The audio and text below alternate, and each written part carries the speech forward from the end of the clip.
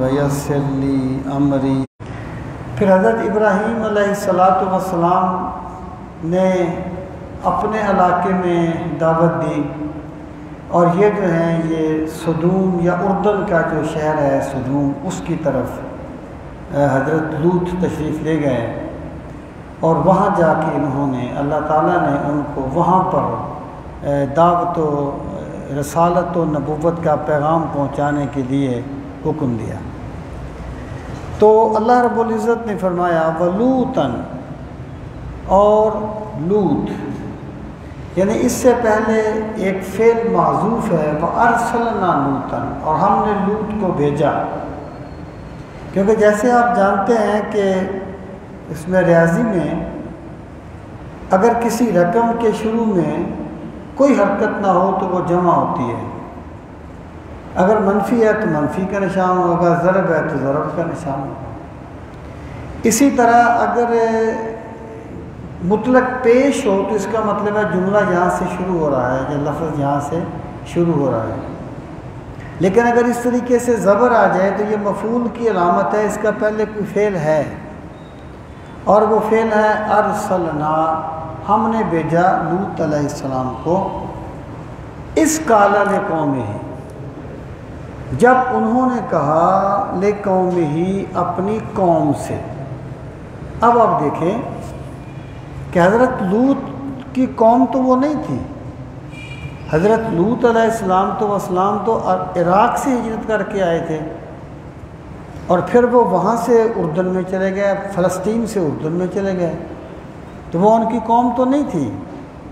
لیکن اس میں آپ جس قوم کی طرف بھیجے گئے، یا تو آپ قوم کا معنی یہ سمجھ لیں کہ جس قبیلے کی طرف انہیں بھیجا گیا، لقوم ہی سے مراد ہے لقوم نبوت ہی، یعنی جس قوم کی طرف وہ نبی بنا کر بھیجے گئے اس قوم کی طرف، یا اس سے پیغمبر علیہ السلام کا لوگوں کے ساتھ یا اپنے مدعو، دائی بلانے والا اور مدعو جس کو دعوت دی جائے، اپنے مدعو کے ساتھ جو محبت ہوتی ہے نا، ان کے ساتھ جو اخلاص ہوتا ہے، وہ قوم کے بھائیوں سے کم نہیں ہوتا بلکہ زیادہ ہوتا ہے۔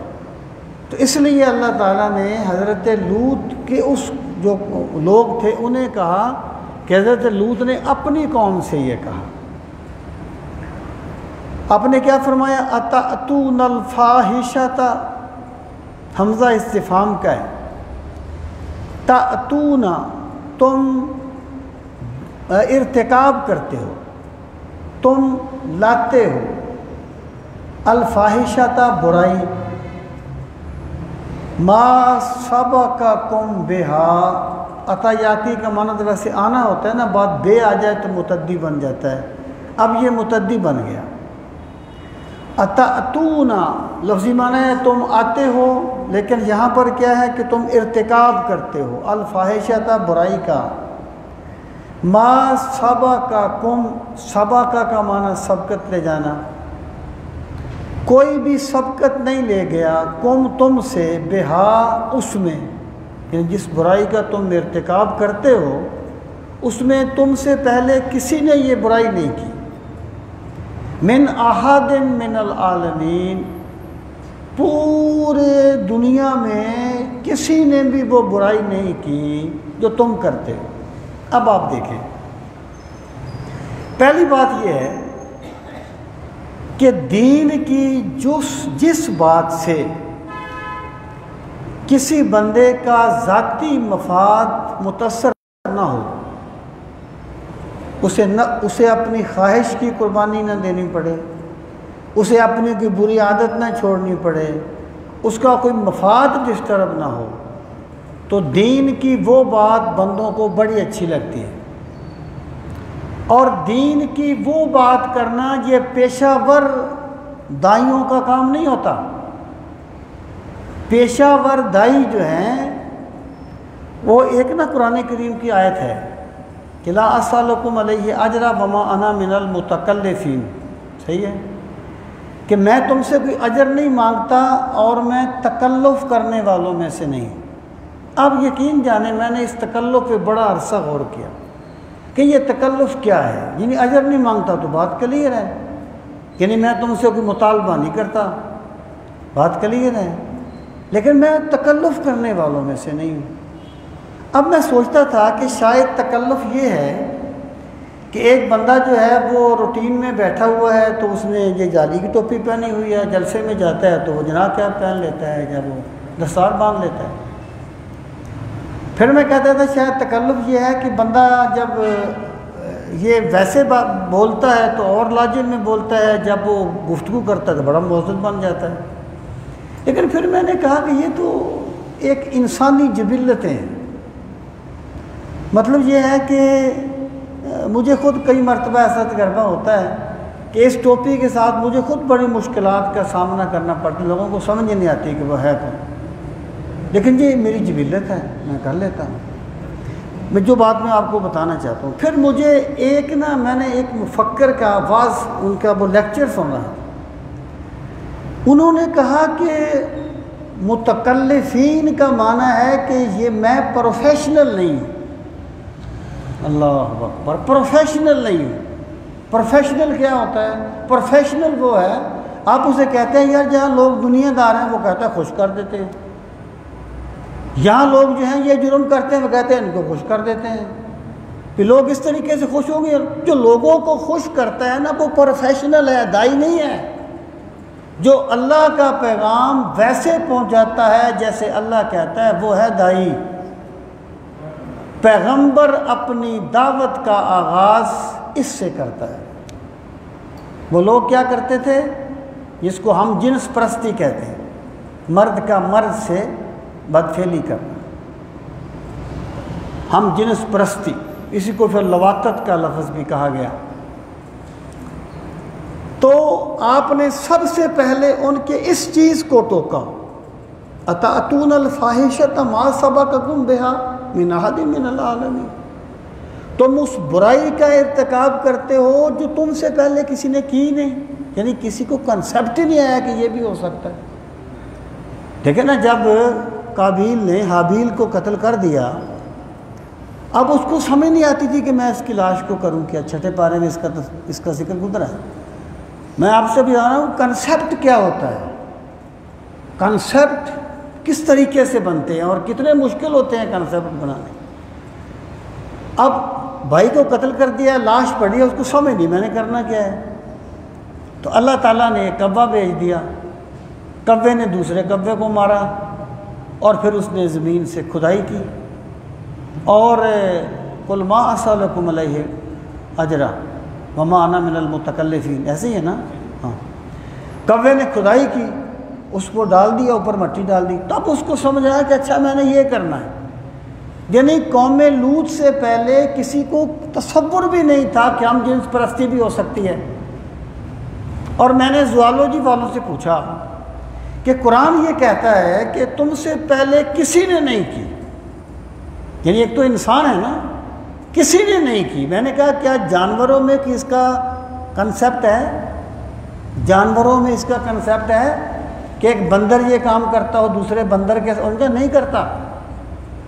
یہ تو ممکن ہے کہ بندر کسی دوسرے جانور سے کر لے، لیکن بندر بندر سے نہیں کرے گا۔ یعنی یہ وہ برائی ہے جو جانور بھی نہیں کرتے جو تم کرتے ہو، ٹھیک ہے؟ حضرت لوط نے ان کو یہ فرمایا۔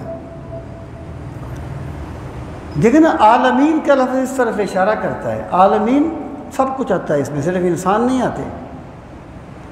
یعنی وہ برائی تم کرتے ہو اتنی یعنی غیر اخلاقی اور گری حرکت تم کرتے ہو جو کسی نے نہیں کی۔ انکم، آگے اس کی وضاحت فرمائے، انکم لتأتون الرجال شہوۃ من دون النساء، انکم بے شک تم لتأتون یقیناً تم ارتکاب کرتے ہو یا تم آتے ہو، الرجال مردوں کے پاس، شہوتاً شہوت کے لیے، خواہش پوری کرنے کے لیے، من دون النساء عورتوں کے علاوہ۔ یعنی اللہ تعالیٰ نے اس جنسی خواہش کو پورا کرنے کا جو فطرتی طریقہ بنایا ہے اس کو تم نے چھوڑ دیا ہے۔ لیکن تم کیا کرتے ہو کہ تم اپنی اس خواہش کی تکمیل مردوں سے کرتے ہو. انکم لتأتون الرجال شہوۃ من دون النساء، عورتوں کو چھوڑتے ہو مردوں کے پاس آ جاتے ہو. بل انتم قوم مسرفون، بلکہ تم ایسی قوم ہو جو بہت زیادہ بگڑی ہوئی ہو، یا ایک فضول کام کرتی ہو، ایک ایسی کام کرتی ہو جس کا کوئی کنسپٹ نہیں کر سکتا. اور یاد رکھنا، لواطت کی سزا جو ہے اس کی حد نہیں ہے. حد اس سزا کو کہتے ہیں جو قرآن مجید میں بیان کر دی گئی ہے. جو سزا قاضی کی ثوادیب پہ منحصر ہو اس کو تعزیر کہتے ہیں. اس کی سزا تعزیر ہے. رسول کریم علیہ الصلوۃ والسلام نے فرمایا من فعل فعل قوم لوط فاقتلوہ، جو قوم لوط کا فعل کرے اسے قتل کر دو. ایک روایت میں اس کو پہاڑی سے گرا کے مار دو. یعنی مراد یہ ہے کہ یہ کوئی قابل معافی جرم نہیں ہے اسلامی نقطۂ نظر سے. اب دیکھیے لوگوں نے کیا کہا، وہ جو میں آپ سے کہتا رہتا ہوں نا کہ جب ایک بندے کو نصیحت اچھی نہ لگے نا، پھر اس کی تباہی کا وقت قریب آ چکا ہوتا ہے. جب ایک بندہ ایک بات سن کے اپنی اصلاح کا سامان نہ کرے، وہ تباہی کے راستے پر چل پڑا ہے. انہوں نے کیا کہا؟ کہتے ہیں وما کان جواب قومہ، اور نہیں تھا ان کی قوم کا جواب. قوم نے کیا کہا؟ قوم نے یہ نہیں کہا کہ تم خام کا کہتے ہو کہ کوئی بھی نہیں کرتا، یا ہمارے پاس یہ دلیل ہے اس کی، یا اس نہیں. قوم نے کیا کہا؟ وما کانا جواب قومہ، اور نہیں تھا ان کی قوم کا جواب. کیا تھا؟ الا مگر ان قالوا، انہوں نے کہا اخرجوہم من قریتکم، نکال دو انہیں اپنی بستی سے. اخرجو، نکال دو. ہم انہیں، یہ جو ہمیں کہتے ہیں حضرت لوط اور ان پر ایمان لانے والے جتنے بھی تھے، بڑے کم لوگ تھے. میرا نہیں خیال کہ 2-3 سے زیادہ نے لوط پہ ایمان لائے کہ ان کو نکال دو بستی سے، ہماری بستی سے ان کو نکل جانا چاہیے. انہم اناس یتطہرون، جیسے آپ کہتے تھے غصے تو بڑا صوفی بنا پھرتا ہے، یہ ہے ٹرینڈ، یہ ہے اس کا مطلب کہ بے شک یہ وہ لوگ ہیں بڑے پاک بنے پھرتے ہیں، بڑے اپنے آپ کو پاکیزہ سمجھتے ہیں. یعنی انہوں نے طنز کیا ان پر، نکال دو ان کو بستی سے. اس کا مطلب یہ ہے کہ جس بستی سے نیک لوگوں کو نکال دیا جائے اس بستی پہ اللہ کا عذاب آ جاتا ہے، اور جس بستی میں اللہ کے نیک بندے بستے ہوں ان کے صدقے میں اللہ ان پہ اپنی رحمت نازل کرتا ہے. کہتے ہیں نا کہ حضرت بایزید بستامی کے محلے میں کوئی مکان تھا، پڑوسی تھا کوئی آپ کا، وہ مکان بیچ رہا تھا، مجبوری سے بیچ رہا تھا. تو کسی نے کہا کتنے کا بیچتے ہو؟ اس وقت کی بات ہے، میں مثال دے رہا ہوں. اس نے کہا جی 5 لاکھ کا بیچتا ہوں. کہا یار یہ تو 1 لاکھ کا بھی نہیں ہے. اس نے کہا یہ بھی تو دیکھ کہ بایزید بستامی کے پڑوس میں ہے. تو جس بستی میں اللہ کے بندے آ کے آباد ہو جائیں، اللہ تو اس قبرستان سے عذاب ہٹا دیتا ہے یہاں کہ اللہ کا نیک بندہ دفن ہوتا ہے. یہ لوگوں کی بدقسمتی ہوتی ہے کہ وہ حق کے دائیوں کو اور نیک بندوں کو اپنی بستیوں سے نکالیں. ان کے پاس سوائے طاقت کے کچھ نہیں ہوتا عام لوگوں کے پاس. وہ کہتے ہیں نکال دو، کوئی دلیل نہیں ہے، نکال دو. انہم اناس یتطہرون، یہ بڑے پاکیزہ بنے پھرتے ہیں. پھر اللہ پاک فرماتا ہے، یہ واقعہ کئی جگہ پر آئے گا، فَأَنْجَيْنَاهُ وَأَهْلَهُ إِلَّا امْرَأَتَهُ، پس ہم نے نجات دے دی اسے، یعنی نوح علیہ السلام کو، وَأَهْلَهُ، اور اس کے گھر والوں کو. 2 بیٹیاں تھیں، ان کی 2 بیٹیاں تھیں، اور وہی ان کے ساتھ گئی تھی. کوئی بندہ میرا نہیں خیال کہ ان کے کوئی بندہ بھی اس بستی کا ایمان لایا ہو. وہ 2 ان کی بیٹیاں تھیں، ایمان لانے والے نہیں تھے. فَأَنْجَيْنَاهُ وَأَهْلَهُ، ہم نے نجات دے دی اسے اور ان کے گھر والوں کو، بیٹیوں کو. إِلَّا امْرَأَتَهُ، مگر ہم نے ان کی بیوی کو نجات نہیں دی. یعنی یہ قرآن کریم میں عورت کے لیے بھی، بیوی کے لیے 4 لفظ ہیں. امراتن اس کے لیے آتا ہے جب میاں بیوی میں باہمی ہم آہنگی نہ ہو. اس قالت امرأۃ فرعون، فرعون کی بیوی مومنہ ہے، فرعون کافر ہے، امرا. ٹھیک ہے، یہ ایک یعنی اس طرح اس کی تقسیم ہوگی. تو ہم نے ان کو نجات دے دی، مگر کیونکہ ان کی بیوی جو تھی نا وہ مومنہ نہیں تھی. یاد رکھنا، پیغمبر کی بیوی فاحشہ نہیں ہو سکتی. ایمان یا کفر ایک عقیدے کا مسئلہ ہے، لیکن بد اخلاقی میں مبتلا ہونا یہ انسان کے لیے عیب ہوتا ہے، خامد کے لیے عیب ہوتا ہے، جس کے اگر کس کی بیوی استغفر اللہ ایسی. اور اس شریعت میں نکاح جائز تھا مومن کا کافر کے ساتھ. سمجھے، ان کی بیوی مومنہ نہیں تھی لیکن فاحشہ نہیں تھی، وہ ان کے اخلاق پہ نہیں تھا. ہاں ان کی باتیں جا کے ان کو بتاتی تھی. حضرت لوط کی غداری کرتی تھی. کانت من الغابرین، وہ ہو گئی پیچھے رہنے والوں میں سے. یعنی جب حضرت لوط نکلے نا اپنی بیٹیوں کے ساتھ تو وہ بھی پیچھے رہنے والوں میں سے ہو گئی. پھر کیا ہوا جب اللہ کے بندے نکلے؟ وَأَمْطَرْنَا عَلَيْهِمْ مَطَرًا، پھر ہم نے ان پر بارش برسا دی. امطرنا، ہم نے بارش برسا دی. علیہم، ان پر مطرا، بارش یعنی موسلادھار بارش کر دی. یہ بارش کس کی تھی؟ پتھروں کی بارش. مصومۃ عند ربک، تیرے رب کی طرف سے پتھروں پہ لکھا ہوا تھا تم نے کس کو تباہ کرنا ہے.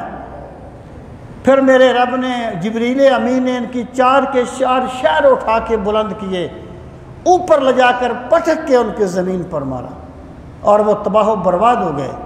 آج بھی جو ڈیڈ سی ہے یا بحر المیت، وہاں وہ بستیاں آباد تھیں کبھی، آج بھی ان کی علامات باقی ہیں. تو اللہ پاک فرماتا ہے امطرنا علیہم مطرا. اور پھر دیکھیں گناہ کی سزا گناہ کے مطابق کے مشابہ ہوتی ہے. گناہ کی سزا گناہ کے مشابہ ہوتی ہے. حدیث پاک میں سرکار فرماتے ہیں کہ آپ نے ایک قوم لوگوں کو دیکھا جنہیں خون کی نہر میں غوطے دیے جا رہے ہیں. جب وہ کنارے پہ آتے ہیں پھر ان کو فرشتہ پتھر مارتا ہے، پھر وہ نہر میں جا گرتے. آپ نے پوچھا یہ کون لوگ ہیں؟ تو عرض کیا جبریل امین نے، یہ وہ لوگ ہیں جو سود کھایا کرتے تھے، غریبوں کا خون چوستے تھے، اور ایک قوم کے سر پتھروں سے کچلے جا رہے تھے. کہا یہ وہ لوگ ہیں جن کے سر نماز کے وقت بستروں پہ تکیوں پہ بھاری ہو جایا کرتے تھے. اب اس میں کیا ہے؟ دیکھیں مرد و زن کا تعلق ایک فطرتی چیز ہے، لیکن مرد و زن میاں بیوی کے تعلق کے بعد کسی کو کوئی ندامت نہیں ہوتی. یہ علامت ہے، ندامت نہیں ہوتی، یہ خدا کا نظام ہے. اور اس فعل میں کیونکہ الٹ دیا جاتا ہے، اس لیے اللہ تعالیٰ نے ان کو سزا بھی یہ دی کہ ان کی بستیوں کو الٹ دی. ایک ایسا عمل تھا غیر فطری کہ ان کی بستیوں کو الٹ کر ان کے جرم کے مشابہ ان کو سزا دی. وَأَمْطَرْنَا عَلَيْهِمْ مَطَرًا فَانظُرْ كَيْفَ كَانَ عَاقِبَةُ الْمُجْرِمِينَ. اے لوگوں دیکھو، اے مخاطب دیکھ، کیف کانا کس طریقے سے ہوا، عاقبۃ المجرمین انجام ان لوگوں کا جو جرم کرنے والے تھے. وَإِلَى مَدْيَنَ أَخَاهُمْ شُعَيْبًا، اور ہم نے حضرت شعیب ہم نے مدین کی طرف بھیجا ان کے بھائی شعیب کو. بھائی کی تو وہی بات ہے جو پہلے میں نے عرض کی تھی پچھلے رکوع میں کہ ان کی قوم کے ایک فرد تھے. مدین ایک قبیلہ تھا، ان کے جد امجد کا نام مدیان تھا، اسی نسبت سے ان کو مدین کہا گیا. بعد میں حضرت شعیب ایکا کی طرف بھی آئے، 13ویں پارے میں اس کا ذکر آئے گا. اصحاب الایکا، یہ لوگوں کا خیال ہے کہ اس میں سے جو لوگ بچ گئے تھے وہ یہاں آ کے آباد ہوئے تھے. تو حضرت شعیب جو ہیں یہ حضرت موسیٰ کے ہم اثر ہیں. حضرت موسیٰ ایک روایت کے مطابق جو جس حضرت شعیب کے پاس موسیٰ گئے تھے وہ یہی حضرت شعیب تھے. وَإِلَى مَدْيَنَ أَخَاهُمْ شُعَيْبًا، اور ہم نے مدین کی طرف ان کے ایک قومی بھائی شعیب کو بھیجا۔ اب حضرت شعیب نے کیا کہا، یہ قوم جو تھی نا، دیکھیں جرم جو ہوتے ہیں نا، وہ اس کی ابن جوزی کی تلبیس ابلیس، کہ شیطان ہر بندے کو نا الگ طریقے سے گمراہ کرتا ہے۔ تاجروں کو زیادہ نفع کا لالچ دیتا ہے، کسی کو خود نمائی کا لالچ دیتا ہے، شہوت پرستوں میں شہوت پیدا کرتا ہے، جوانوں کو اور طریقے سے گمراہ کرتا ہے، بوڑھوں کو اور طریقے سے گمراہ کرتا ہے، بڑے طریقے ہیں اس کے۔ اللہ بچائے تو بندہ بچتا ہے۔ یہ تاجر تھے اور یہ کیا کرتے تھے، کم تولتے تھے۔ یاد رکھنا، کوئی بھی قوم اس لیے تباہ نہیں ہوئی کہ وہ اللہ کی عبادت نہیں کرتی تھی، شرک کی وجہ سے کوئی قوم تباہ نہیں ہوئی، سب قومیں اخلاقی برائیوں کی وجہ سے تباہ ہوئی ہیں۔ اللہ تعالیٰ شرک کو معاف کر دیتا ہے دنیا میں سزا کے اعتبار سے، لیکن اخلاقیات توڑنے والوں کو عذاب دیا جاتا ہے۔ یہ میرے رب کا ضابطہ ہے۔ یہ لوگ کیا کرتے تھے، کم تولتے تھے۔ اب حضرت شعیب علیہ السلام نے فرمایا اعبد اللہ، اللہ کی عبادت کیا کرو، بتوں کی پوجا بھی کرتے تھے، اللہ کی عبادت کرو، ما لکم من الہ غیرہ، اللہ کے سوا کوئی تمہارا الہ نہیں ہے، کوئی مستحق عبادت نہیں ہے۔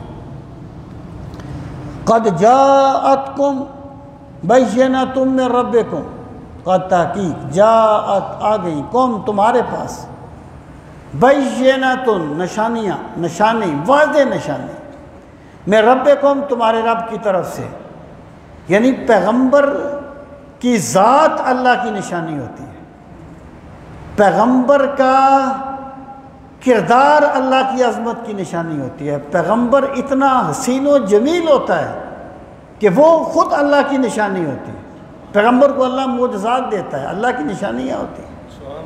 تمہارے پاس تمہارے رب کی طرف سے نشانیاں آ گئی، کیا کرو، فَأَوْفُوا الْكَيْلَ وَالْمِيزَانَ، اوفو وفا یفی سے وفا کرنا، پورا کرنا، اوفو پس پورا کرو، الکیلا ماپنا جیسے کپڑا ماپتے ہیں، والمیزان وزن سے تولنا، جیسے چینی تولتے ہیں، آٹا تولتے ہیں، یہ ڈنڈی مارتے تھے۔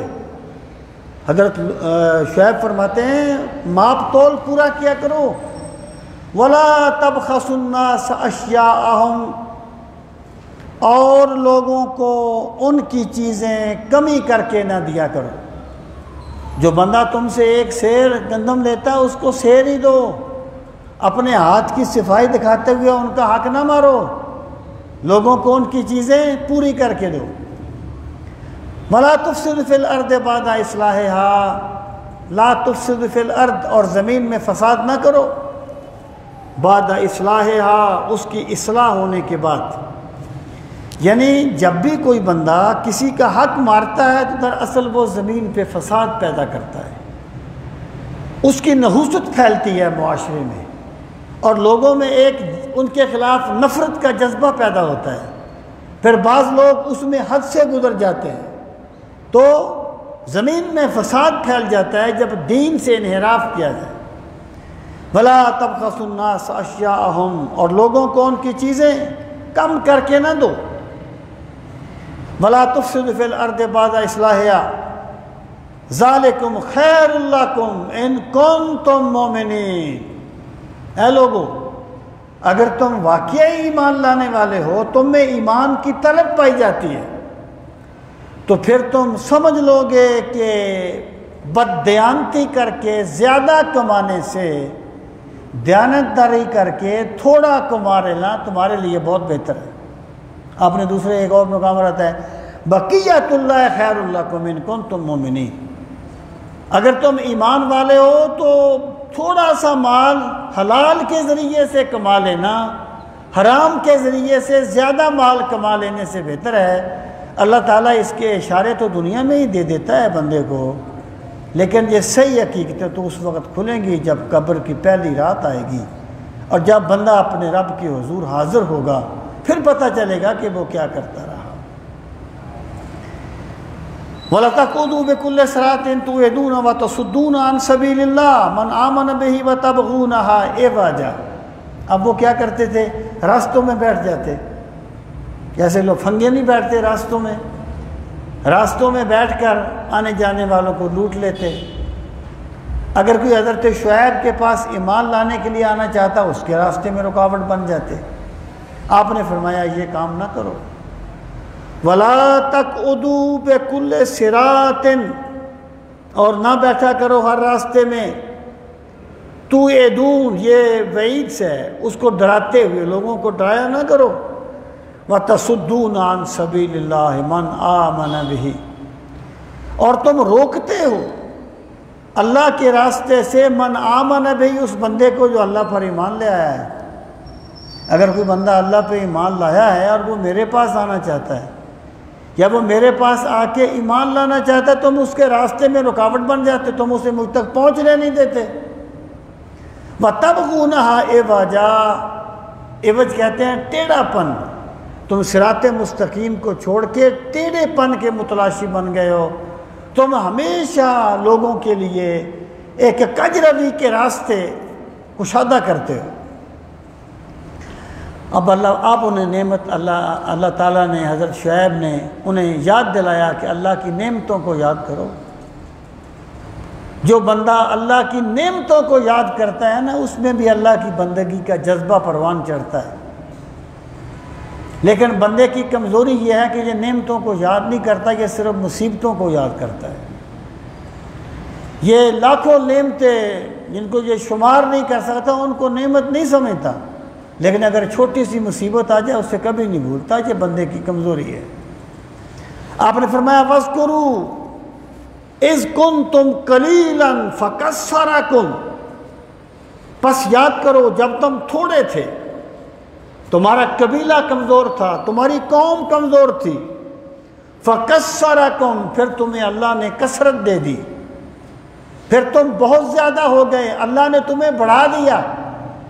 بندہ کبھی یہ بھی تو یاد کرے کہ جب میں اس دنیا میں آیا تھا تو میرے بدن پہ کپڑا نہیں تھا، میں اتنا بے بس تھا کہ پانی نہیں مانگ سکتا تھا، میں اپنی کوئی حاجت بیان نہیں کر سکتا تھا، پھر میرے رب نے مجھ پہ کرم فرمایا، آج میں گرانڈیل جوان بن گیا، آج میں عقل و دانش کا بزرگ میر بنا بیٹھا ہوں، آج میں تکلم اور کلام کے دریا بہا دیتا ہوں۔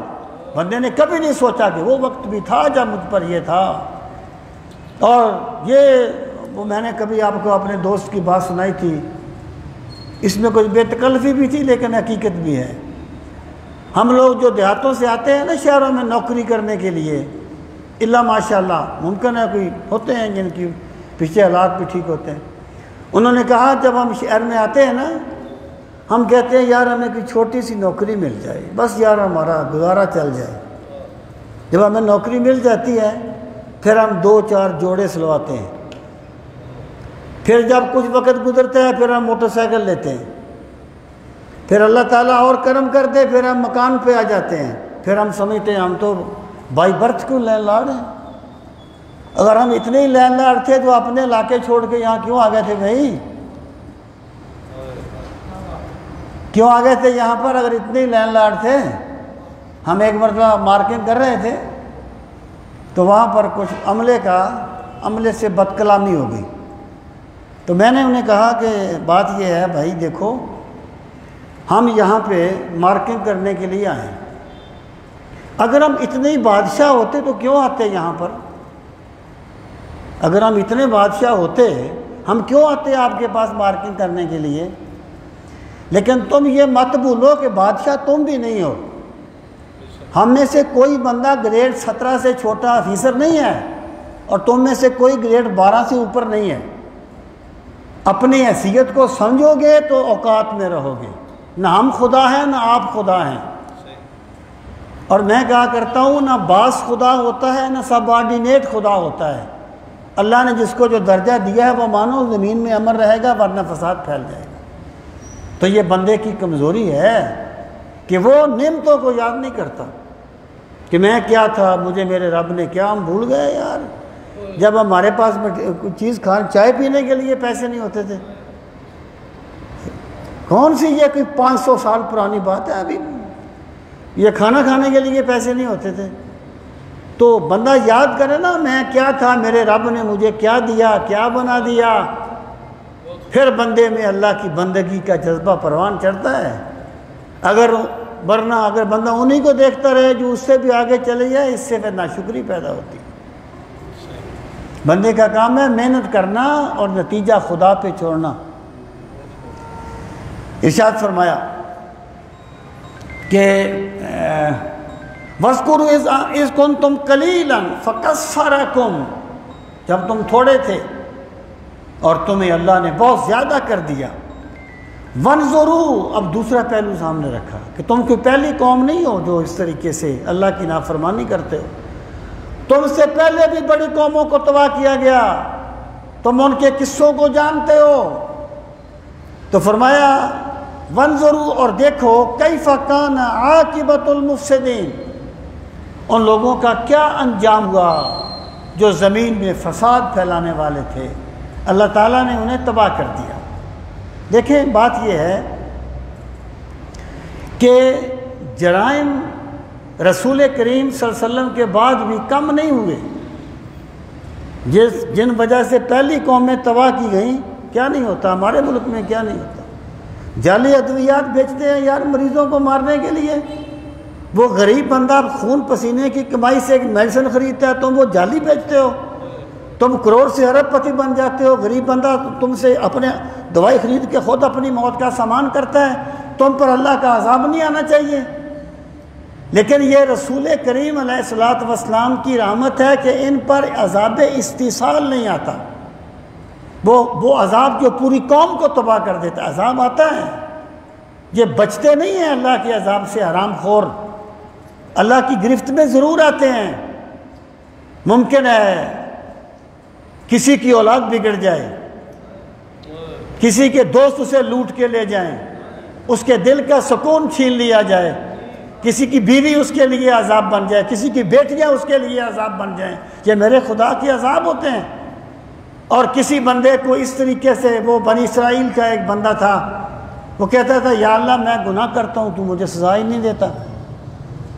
اللہ پاک نے اس زمانے کے پیغمبر سے کہا کہ اسے کہو اِنَّ کَسَاوَةَ قَلْبِكَ وَسُکُوتَ عَيْنَيْكَ استدراج منی وعقوبۃ لو اکلتا, ہم نے تیرے دل کو سخت کر دیا ہے. تجھے کبھی اپنے گناہوں پہ ندامت نہیں ہوئی, کبھی تجھے کسی غریب یتیم پہ ترس نہیں آیا, کبھی کسی بیوہ کا گھر لوٹتے ہوئے تجھے ترس نہیں آیا, اور ہم نے تیری آنکھوں کو خشک کر دیا ہے. کبھی اپنے گناہوں کو یاد کر کے اس میں قطرہ تک نہیں بہا. یہ میرا عذاب ہی تو ہے اگر تو سمجھے. عذاب ہمیشہ ظاہر میں نہیں آتے. سرکار کی وساطت سے ظاہری عذاب نہیں آتے, لیکن وہ عذاب ضرور آتے ہیں. اللہ کبھی اپنی مخلوق سے لا تعلق ہو کے نہیں بیٹھتا. بندہ مت بھولے کہ خدا کی چکی پیستی ہے, آہستہ پیستی ہے لیکن بڑا باریک پیستی ہے. تو اللہ تعالیٰ کہ یہ عذاب ہوتے ہیں جو زمین میں فساد پیدا کرتے ہیں. اب آپ نے فرمایا وَإِنْ كَانَ طَائِفَةٌ مِّنْكُمْ آمَنُوا بِالَّذِي أُرْسِلْتُ إِلَيْكُمْ وَطَائِفَةٌ لَمْ يُؤْمِنُوا فَاصْبِرُوا حَتَّى يَحْكُمَ اللَّهُ بَيْنَنَا وَهُوَ خَيْرُ الْحَاكِمِينَ. وَإِنْ كَانَ طَائِفَةٌ, اور اگر ہے ایک گروہ, منکم تم میں سے, آمنو جو ایمان لے آیا. حضرت شعیب پر لوگ ایمان لائے تھے. حضرت شعیب انہیں کہتے تھے نا یہ کام نہ کرو. وہ کہتے تھے یا شعیب ما نفقہ کثیرا مما تقول, جیسے بندہ جس کی باتیں اچھی نہیں لگی نا کہتے ہیں پتہ نہیں کیا فلسفے جھاڑتا رہتا ہے, پتہ نہیں کیا مولویوں والی باتیں کرتا رہتا ہے. یعنی یہ انداز ہے, یہ انسانی جبلت ہے. اور پھر وہ کہتے تھے یا صلاتو کا تامرنا ان نترک ما کان یعبد آباؤنا او نفعل فی اموالنا ما نشاء او نفعل فی اموالنا ما نشاء, کہ کیا تمہاری نماز ہمیں یہ روکتی ہے کہ ہم اپنے مالوں میں اس طرح تصرف نہ کریں جیسے ہم چاہتے ہیں؟ کیا تمہاری نماز ہمیں روکتی ہے کہ ہم ان بتوں کی عبادت چھوڑ دیں؟ یعنی ان کے نزدیک کسی قوم کو یہ کہنا برائی نہیں ہے کہ نماز پڑھو، انہیں یہ کہنا برائی ہے کہ حرام نہ کھاؤ۔ وہی جو پرسنل مفاد کی میں بات کر رہا ہوں۔ تو آپ نے فرمایا کہ اگر تم میں سے ایک گروہ ایمان لے آیا ہے کس پر؟ بالذی ارسلت بہ، اس چیز پر جس کے ساتھ مجھے بھیجا گیا ہے، وطائفۃ لم یؤمنوا، اور ایک گروہ ایمان نہیں لایا، فاصبروا، آپ نے فرمایا پھر صبر کرو، حتی یحکم اللہ بیننا، یہاں تک کہ اللہ تعالیٰ فیصلہ کر دے ہمارے درمیان، وَهُوَ خَيْرُ الْحَاكِمِينَ، اور اللہ سب سے بہتر فیصلہ کرنے والا ہے۔ اللہ اندھیرے میں نہیں چھوڑے گا، اللہ ایمان والوں کو عزتیں دے گا، اللہ سرکشوں کو تباہ کر دے گا۔ پھر تم اپنی آنکھوں سے دیکھو گے کہ سچا کون تھا اور جھوٹا کون تھا۔ جب تک وہ عذاب نہیں آ جاتا اس وقت تک تو تم باتیں کرتے رہو گے۔ قال الملأ الذين استكبروا من قومه، اب قوم کے سرداروں کا حال سنو، انہوں نے کیا کہا؟ قال، انہوں نے کہا، الملأ، سرداروں نے، الذين استكبروا، وہ جنہوں نے تکبر کیا تھا، یہ اس کا سبب ہے۔ ان کے نام ماننے کا سبب یہ نہیں تھا کہ ان کے پاس کوئی دلیل تھی، ان کے نام ماننے کا سبب یہ نہیں تھا کہ ان کے پاس کوئی لاجک تھی، نام ماننے کا سبب یہ تھا کہ تکبر تھا، ماننا نہیں چاہتے تھے کسی کی بات کو۔ جب رسول کریم علیہ السلام نے ایک مرتبہ فرمایا کہ لوگوں جس کے دل میں رائی برابر تکبر ہوگا جنت میں نہیں جائے گا۔ صحابہ نے عرض کی، یا رسول اللہ صلی اللہ علیہ وسلم، ایک بندہ چاہتا ہے میرے کپڑے اچھے ہوں، میری سواری اچھی ہو، میرا گھر اچھا ہو، کیا یہ تکبر ہے؟ فرمایا یہ تکبر نہیں ہے، یہ تو جمال ہے۔ ان اللہ جمیل ویحب الجمال، اللہ تو جمال سے خوش ہوتا ہے، اللہ چاہتا ہے میرے بندے کے کپڑے اچھے ہوں، میرے بندے کی سواری اچھی ہو، جو میں نے بندے کو دیا اس کا اظہار ہو۔ پوچھا پھر تکبر کیا ہے؟ دو باتیں فرمائیں۔ فرمایا بطر الحق وغمت الناس، تکبر کی پہلی علامت کیا ہے کہ تیرے پاس کوئی سچی بات آئے اور تو اپنے تکبر کی وجہ سے اسے نہ مانے، کہ میں نے تو پہلے یہ کہا تھا، اب میں مانوں گا تو میری انسلٹ ہو جائے گی۔ وغمت الناس، اور اللہ کے بندوں کو حقیر جانے، یہ ہے تکبر۔ تو ان کا سبب کیا تھا؟ استکبروا، انہوں نے تکبر کیا، من قوم ہی ان کی قوم سے، کہنے لگے لنخرجنک یا شعیب، اے شعیب ہم تجھے یقیناً نکال دیں گے، بستی سے نکال دیں گے۔ طاقت کا اظہار۔ باطل ہمیشہ طاقت کے بل بوتے پر اپنی بات منانا چاہتا ہے، لیکن میرے رب کے نظام میں طاقت کے بل بوتے پر کبھی کسی کو دوام نہیں ملا، جس کو بھی دوام ملا ہے دلیل کی بنیاد پر ملا ہے۔ لِيَحْيَا مَنْ حَيَّا عَنْ بَيِّنَةٍ لِيَهْلِكَ مَنْ هَلَكَ عَنْ بَيِّنَةٍ وَيَحْيَا مَنْ حَيَّا عَنْ بَيِّنَةٍ، کہ جو بندہ زندہ رہے گا وہ بھی دلیل کی بنیاد پر رہے گا، جو مرے گا وہ بھی دلیل کی بنیاد پر مرے گا۔ کبھی بھی باطل جو ہے وہ پنپ نہیں سکتا لمبے عرصے کے لیے، تھوڑے عرصے کے لیے تو یزید بھی حکمران بن گیا تھا، لیکن قیامت تک کے لیے دنیا گن حسین کے گائے گی، یزید کے نہیں گائے گی۔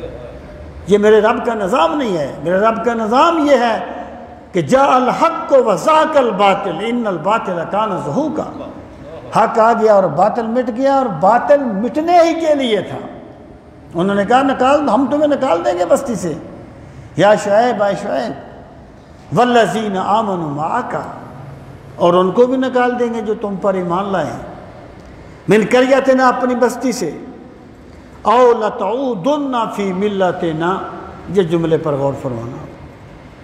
آدھا یعودو کا معنی ہے لوٹنا، آدھا یعودو لوٹنا، تعودو تو لوٹے گا، او یا لام تاکید کا ہے نون بھی، یا یقیناً تم لوٹ آؤ، فی ملتنا، ہماری ملت میں، ہمارے دین پر۔ اب لوٹنا کیا ہوتا ہے کہ ایک بندہ پہلے وہاں ہو تو وہ لوٹتا ہے، حضرت شعیب نے تو کبھی ان کے بتوں کو سجدہ نہیں کیا تھا۔ اللہ کے پیغمبر تو پہلے دن سے معصوم ہوتے ہیں نا، وہ تو کبھی انہوں نے تو بتوں کی عبادت نہیں کی تھی۔ انہوں نے کیوں کہا کہ تم لوٹ آؤ؟ یا تو اس لیے کہ ان کی مراد صرف ایمان لانے والے تھے جو ان کے ساتھ تھے، جو ان کے ساتھ بتوں کی عبادت کرتے تھے حضرت شعیب نے، یا ایک لفظ یہ یعنی توعود جو ہے نا آدھا، یہ لفظ یہاں پر سارا کے معنی میں ہے۔ سارا آتا ہے تبدیلی حالت کے لیے، سارا الغنی و فقیرن، فقیر غنی ہو گیا۔ ایک لفظ جو ہوتا ہے نا اس کا معنی متعین کرنے کے لیے اس کے پس منظر کو دیکھا جاتا ہے۔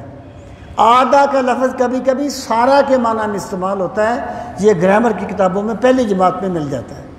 یہاں پر جو لفظ سارا کے معنی میں ہے کہ یا تم ہماری ملت کو قبول کر لو ورنہ ہم تمہیں اپنی بستی سے نکال دیں گے۔ اگر یہاں پر آدھا کو سارا کے معنی میں نہ کیا جائے تو پیغمبر پر یہ تان ہو جائے گا کہ وہ دعوی نبوت سے پہلے ان کے باطل دین کو ماننے والے تھے، جبکہ اللہ کا پیغمبر ہر وقت نبی ہی ہوتا ہے، اس پر کبھی بھی کوئی ایسا دور نہیں گزرا جب وہ نبی نہ ہو۔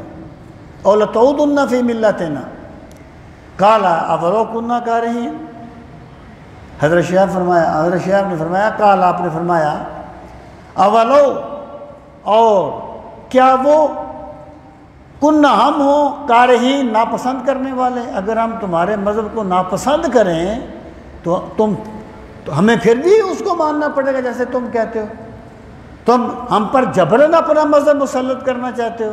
اولو کننا کارہین، اگر ہم نے ایسا کیا قد افترینا علی اللہ کذبا، پھر تحقیق ہم نے اللہ کی ذات پہ بہت بڑا بہتان باندھ دیا کہ اللہ نے ہم پر یہ چیز واضح کر دی تھی کہ میرے سوا کوئی الہ نہیں، اور ہم پھر تمہارے بتوں کو پوجنا شروع کر دیں، ہم پھر تمہارے بتوں کی عبادت شروع کر دیں، تب تو ہم نے اللہ کی ذات پہ بہت بڑا بہتان باندھ دیا ہے۔ بعد اذ نجانا اللہ منہا، بعد اس کے کہ اللہ نے ہمیں در در کی گدائی سے نجات دے دی۔ جو بندہ اللہ کے آگے جھکتا ہے نا پھر وہ کسی کے آگے نہیں جھکتا، اور جو اللہ کے آگے نہیں جھکتا اسے در در پہ جھکنا پڑتا ہے۔ ایک پیشانی ہے اور اتنے خداؤں کا ہجوم، ہر کوئی بضد ہے مجھے معبود ہی مانا جائے، پھر کئی معبود مانے جاتے ہیں جب اللہ کے آگے بندہ نہیں جھکتا۔ وہ ایک سجدہ جسے تو گراں سمجھتا ہے، ہزار سجدوں سے دیتا ہے آدمی کو نجات۔ اللہ کے آگے جھک، اللہ تجھے عزت اور وقار عطا فرمائے گا، ورنہ در در پہ جھکنا پڑے گا۔ آپ نے فرمایا بعد اس کے کہ اللہ نے ہمیں نجات دے دی، تم چاہتے ہو ہم دوبارہ وہ کام کریں؟ وما یکون لنا ان نعود فیہا، اب دیکھیے الا ان یشاء اللہ، یہ جو استثناء ہوتا ہے نا یہ کبھی کبھی برکت کے لیے بھی کیا جاتا ہے، یعنی کام کا ہونا یقینی ہے، برکت کے لیے کہتے ہیں انشاءاللہ۔ اگر آج بدھ ہے تو کل جمعرات ہوگی نا، انشاءاللہ کل جمعرات ہوگی، یہ برکت کے لیے۔ حضرت شعیب کیا کہتے ہیں؟ فرماتے ہیں وما یکون لنا، اور نہیں ہے ہمارے لیے ان نعود لوٹیں فیہا اس میں، مگر یہ کہ اللہ چاہے۔ اس کو یعنی ایک لفظ ہوتا ہے کسی چیز کو کسی ممتنع چیز کے ساتھ معلق کر دینا، یہ بھی ہو سکتا ہے، اور اس میں ایک عاجزی اور انکساری بھی ہے کہ ہم جو کہتے ہیں نا کہ نہیں مانیں گے تمہاری بات، نہیں جھکیں گے تمہارے بتوں کے سامنے، یہ اس وقت تک ہے جب تک ہمارے رب کا کرم ہمارے شامل حال ہے۔ اگر ہمارے رب کی نظر رحمت ہٹ جائے پھر پتہ نہیں ہم کیا سے کیا ہو جائیں۔ یہ اظہار عبدیت ہے، یا یہ تعلیق بالمحال ہے، محال کے ساتھ اس کو معلق کر دیا گیا۔ مگر یہ کہ ہمارا رب چاہے، نہ رب چاہے گا نہ ہم تمہارے بتوں کی عبادت کریں گے، اس کو تعلیق بالمحال بھی کہا جاتا ہے۔ پھر آپ نے دعا مانگی ربنا افتح بیننا و بین قومنا بالحق، پروردگار فیصلہ فرما دے، افتح بمانا ایک دے، فیصلہ فرما دے بیننا ہمارے درمیان، و بین قومنا بالحق اور ہماری قوم کے درمیان حق کے ساتھ، وانت خیر الفاتحین، میرے مالک تجھ سے بڑھ کر کون ہے فیصلے کرنے والا، کون ہے بہتر فیصلے کرنے والا۔ وقال الملأ الذین کفروا من قومہ لئن اتبعتم شعیبا انکم اذا لخاسرون، اب دھمکی دیتے ہیں، امیر جو لوگ ہیں نا وہ غریب ایمان والوں کو دھمکی دیتے ہیں، اور غریبوں کو جو شرف حاصل رہا سوائے استثنائی صورتیں نبی کریم صلی اللہ علیہ وسلم کی رسالت کی، کیونکہ ختم نبوت کے تقاضے کچھ اور تھے، سب سے پہلے غریب لوگوں نے اسلام قبول کیا، تو وہ ان کو دھمکی دیتے ہیں۔ وقال الملأ الذین کفروا، اور کہا ان لوگوں نے جنہوں نے کفر کیا، من قوم، ان کی قوم سے، لئن اتبعتم شعیبا، اگر تم نے شعیب کی بات مانی، انکم اذا لخاسرون، تب تم بڑا گھاٹا اٹھانے والے ہو جاؤ گے، بڑا نقصان کرو گے اپنا، ہم تمہارا جینا مشکل کر دیں گے، ہم تباہ کر دیں گے تمہارے کاروباروں کو۔ انہیں اس بات کی سمجھ نہیں تھی، جو پیغمبر کے ساتھ لگے ہوتے ہیں خدا ان کو رسوا نہیں ہونے دیتا، خدا ان کو بے یار و مددگار نہیں چھوڑتا۔ ارشاد فرمایا فَأَخَذَتْهُمُ الرَّجْفَةُ، پس پکڑ لیا انہیں ایک کڑک نے، یہ کڑک ایک جگہ پر رجفہ کہا گیا اس عذاب کو، ایک جگہ پہ صائقہ کہا گیا، ایک جگہ پہ ذلہ، یوم ذلہ، ذلہ کہتے ہیں سائے کو، کہا گیا۔ بڑی گرمی تھی، بڑی گرمی تھی، بادل آئے، یہ لوگ نیچے نکلے کہ ٹھنڈ بارش آئے گی، جب گئے تو ان بادلوں سے رب نے آگ برسا دی، پھر ایک شدید زلزلہ آیا، زلزلے میں آواز بھی آتی ہے، تو کبھی زلزلے کا اعتبار کرتے ہوئے اسے رجفہ کہہ دیا، کبھی آواز کا اعتبار کرتے ہوئے صائقہ کہہ دیا، کبھی صائبان جو تھا بادلوں کا اس کا اعتبار کرتے ہوئے یوم الذلہ کہہ دیا۔ ان میں تضاد نہیں ہے، یہ ایک حالت کی مختلف تعبیریں ہیں۔ جو کہتے ہیں نا قرآن میں تضاد ہے، تضاد نہیں ہے، قرآن مختلف تعبیرات کرتا ہے ایک چیز کی، جیسے ایک بندے کو کبھی آپ حافظ صاحب کہہ دیتے ہیں، کبھی عارف صاحب کہہ دیتے ہیں، بات تو وہی ہے نا، یہ بات ہے۔ اللہ پاک فرماتا ہے فَغَذَتْهُمُ الرَّجْفَةُ، پس انہیں پکڑ لیا ایک کڑک نے، فَأَصْبَحُوا فِي دَارِهِمْ جَاثِمِينَ، جسم ہوتا ہے گھٹنوں کے بل گر پڑنا، انہوں نے صبح اس طرح کی کہ وہ گھٹنوں کے بل گرے ہوئے مرے ہوئے اپنے گھروں میں پڑے تھے۔ الَّذِينَ كَذَّبُوا شُعَيْبًا، ان کو کیوں ہم نے تباہ کر دیا؟ انہوں نے شعیب کو جھٹلا دیا تھا، میرے پیغمبر کو جھٹلا دیا تھا۔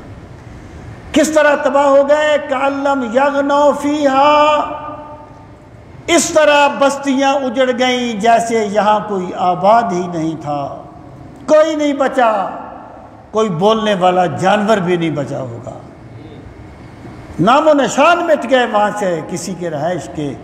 الذین کذبوا شعیبا، وہ کہتے تھے نا تم بڑے خسارے میں ہو گئے، قوم نے کہا تھا۔ اللہ فرماتا ہے یہ خسارے میں نہیں ہے، ایمان والے خسارے میں نہیں ہیں۔ الذین کذبوا شعیبا کانوا هم الخاسرین، جن لوگوں نے شعیب کو جھٹلایا نا یہ لوگ ہیں خسارہ اٹھانے والے۔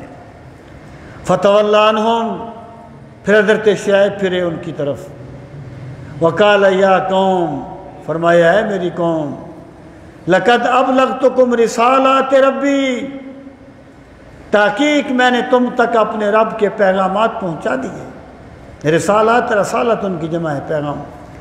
ونصحت لکم، اور میں نے تمہیں بڑی نصیحت کی۔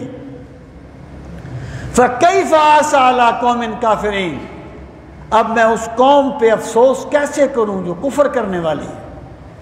یعنی تم اس قابل بھی، بندہ مر جائے نا، دشمن بھی مر جائے نا، بندے کو اس پہ افسوس ہوتا ہے، تب اسی بات ہے، ایک لمحے کے لیے ایسے ہی ہوتا ضرور ہے۔ تو فرمایا تم اتنے گر گئے ہو کہ میں تم پہ افسوس بھی نہیں کرتا، بلکہ میں خوش ہوں کہ اللہ نے تمہیں ذلیل کر کے واضح کر دیا آنے والوں پر کہ بچتا وہ ہے جو رب کا وفادار ہوتا ہے، عزت اسے ملتی ہے، اور جو رب کا نافرمان ہوتا ہے اللہ اسے تباہ کر دیتا ہے۔ اللہ تعالی ہمیں دین کا فہم صحیح نصیب فرمائے۔ وما علینا الا البلاغ المبین۔ الحمدللہ رب العالمین والعاقبۃ للمتقین، الصلاۃ والسلام علی سید المرسلین وعلی آلہ واصحابہ اجمعین۔ ربنا آتنا فی الدنیا حسنۃ وفی الآخرۃ حسنۃ وقنا عذاب النار۔ ربنا وآتنا ما وعدتنا علی رسلک ولا تخزنا یوم القیامہ انک لا تخلف المیعاد۔ پروردگار عالم ہم سب کی حاضری اپنی بارگاہ عالی میں قبول و منظور فرما۔ میرے مالک، ہم نے تیری پاک کتاب کو سمجھنے کے لیے جو وقت یہاں پر گزارا ہے، میرے مالک اسے اپنی بارگاہ عالی میں شرف قبولیت عطا فرما۔ میرے مالک، ہمیں قرآن مجید کا فہم صحیح نصیب فرما۔ میرے مالک، ہمیں قرآنی تعلیمات کو اپنانے والا بنا دے، ہمیں اپنی فکر کو قرآنی احکامات کے مطابق ڈالنے والا بنا دے۔ پروردگار عالم، اپنی بے پناہ رحمتوں کا واسطہ، قرآن مجید کے انوار و تجلیات کا واسطہ، پروردگار عالم ہم سب کے سینوں کو منور فرما۔ میرے مالک، ہماری قبروں کو بھی منور فرمانا۔ میرے مالک یا اکرم الاکرمین، تمام بیماروں کو شفائے کاملہ و عاجلہ نصیب فرما۔ جمیع مومنین مومنات جس جہان سے چلے گئے سب کی مغفرت فرما۔ میرے مالک، تیرے جو بندے اس پاک کتاب کو سمجھنے کے لیے وقت دیتے ہیں ان کے وقت میں برکتیں عطا فرما، ان کی جان مال عزت و آبرو میں برکتیں عطا فرما۔ پروردگار عالم سب پر اپنا خصوصی کرم فرما۔ جزا اللہ عنا سیدنا محمد ما هو اہلہ اجمعین، آمین۔